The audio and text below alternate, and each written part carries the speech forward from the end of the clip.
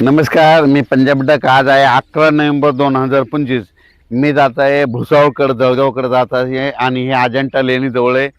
तर या ठिकाणाहून महाराष्ट्रातल्या शेतकऱ्याला अंदाज देणारे 8 वाजून 39 मिनिट झालेत आणि राज्यातल्या सर्व शेतकऱ्याला सांगू इच्छितो की राज्यामध्ये आणखीन 11 तारखेपासून तीव्र थंडीची लाट वाढत जाणार आहे.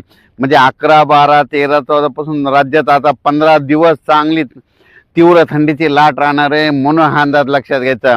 सध्या तर राज्यात काय पाऊस येणार नाही म्हणून हा अंदाज सर्व शेतकऱ्यांनी लक्षात घ्यायचा. राज्यात सांगायचं झालं तर पूर्व विदर्भ, पश्चिम विदर्भ, दक्षिण महाराष्ट्र, उत्तर महाराष्ट्र, कोकणपट्टी, खानदेश, मराठवाडा सगळीकडं म्हणजे असे 15 दिवस तीव्र थंडीची लाट राहणार आहे. म्हणून हा अंदाज सर्व शेतकऱ्यांनी लक्षात घ्यायचा. ज्यांना गहू पेरायचा तर पेरू शकता, चना देखील पेरू शकता. त्याच्यानंतर राज्यातले सर्व मका काढायचे असेल तर ते देखील काढू शकता.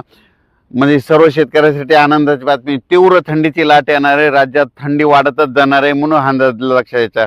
राज्यात सध्या तरी 15-20 दिवस काही पाऊस येणार नाही म्हणून हा अंदाज लक्षात घ्यायचा.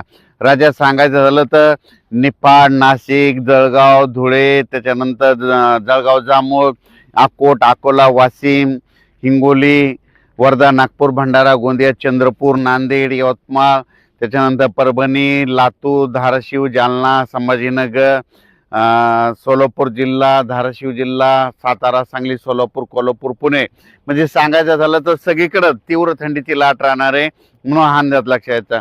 राज्यात सध्या तरी पावसाचं असं वातावरण नाही म्हणून हा अंदाज देखील सर्व शेतकऱ्यांनी लक्षात घ्यायचा.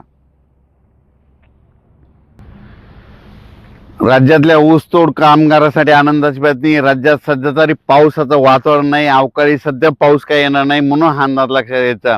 कारखानदारासाठी आनंदाची बातमी, ऊस उत्पादकासाठी आनंदाची बातमी, त्याच्यानंतर हरभरा पेरणाऱ्यासाठी आनंदाची बातमी, गहू पेरण्यासाठी चांगली बातमी.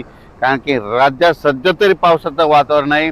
राज्यात मात्र फक्त आता थंडीचंच वातावरण राहणार आहे म्हणून हा अंदाज लक्षात घ्यायचा. मग सांगायचं झालं तर ही थंडी सगळीकडेच राहणार आहे म्हणून हा अंदाज लक्षात घ्यायचा. जितकी थंडी जास्त येईल तितकं गहू पेरणीसाठी पोषक वातावरण, जितकी थंडी जास्त हरभरा पेरणीसाठी पोषक वातावरण असं म्हणून हा अंदाज लक्षात घ्यायचा. राज्यात म्हणजे सांगायचं झालं तर की म्हणजे जास्त थंडी उत्तरेकडून वारे येत असल्यामुळं राज्यात आणखीन आता 13, 14, 15च्या दरम्यान दिवसा देखील असं थंड वाटेल म्हणजे इतका अशी थंडी जाणवणार आहे म्हणून हा अंदाज लक्षात घ्यायचा. ज्यांना हरभरा पेरायचं आहे तर त्यांना एक सांगू इच्छितो की तुम्ही हरभरा पेरल्याच्या नंतर काय करा की त्याच्यावर पेरल्याच्या नंतर रोटायटर करा. नसता काय होतंय, हरभरा पेरल्याच्या नंतर 3ऱ्या दिवशी डुकरं म्हणजे हे डुकरं काय करतात, ते हरभरा उकरून खातात. रोटायटर केलं तर तुमचं 2 दिवस हरभरा लवकर बी निघतं आणि त्याच्यानंतर तुमचं डुक्कर देखील उकरणार नाही म्हणून हे लक्षात घ्यायचं. म्हणजे कारण की हे सगळ्यात महत्त्वाचं हे नसतं काय होतंय, तुम्ही हरभरा पेरल्याच्या नंतर ते आपल्या डुकराचा खूप त्रास आहे शेतकऱ्याला म्हणून हे सगळ्यांनी लक्षात घ्यायचं. हरभरा